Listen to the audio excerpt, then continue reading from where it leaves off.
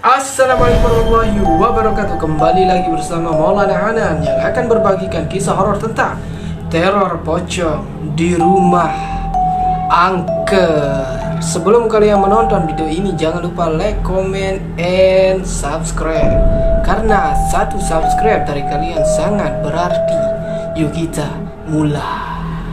Suatu hari di suatu desa terpencil terdapat cerita seram tentang pocong gentayangan pada malam hari. Telah menjadi perbincangan warga setempat selama bertahun-tahun lamanya. Setiap malam suara langkah kaki gaib dan desiran kain kapan dapat terdengar di sekitar rumah-rumah mereka.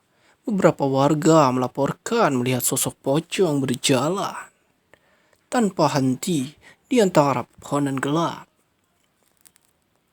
Seorang warga, kita sebut saja Pak Anan, memutuskan untuk menyelidiki kebenaran di balik cerita-cerita tersebut. Dengan hati-hati, dia mengintai dari balik jendela rumahnya saat malam menjelang tiba. Tiba-tiba, dia melihat sosok pocong muncul dari kegelapan, mengambang dengan langkah yang tidak teratur menuju rumahnya. Dengan detak jantung yang memburu, Fa'anan berusaha memanggil tetangga-tetangganya untuk meminta pertolongan. Namun ketika dia kembali ke jendela, pocong itu sudah menghilang tanpa jejak, meninggalkan Anan gemetar ketakutan. Keesokan paginya, Pak Anan bercerita kepada tetangganya tentang pengalaman mengerikan yang dia alami. Ternyata beberapa warga lainnya juga memiliki cerita serupa, yaitu salah satu warga juga yang kita sebut saja namanya Pak Amek. Pak Amek suatu hari dia keluar malam, pergi ke rumah orang tuanya yang sudah tua. Saat dia menjenguk orang tuanya itu, tiba-tiba di pinggiran jalan, di bawah pohon yang sangat besar, dia melihat sesosok bayangan putih melayang di hadapannya.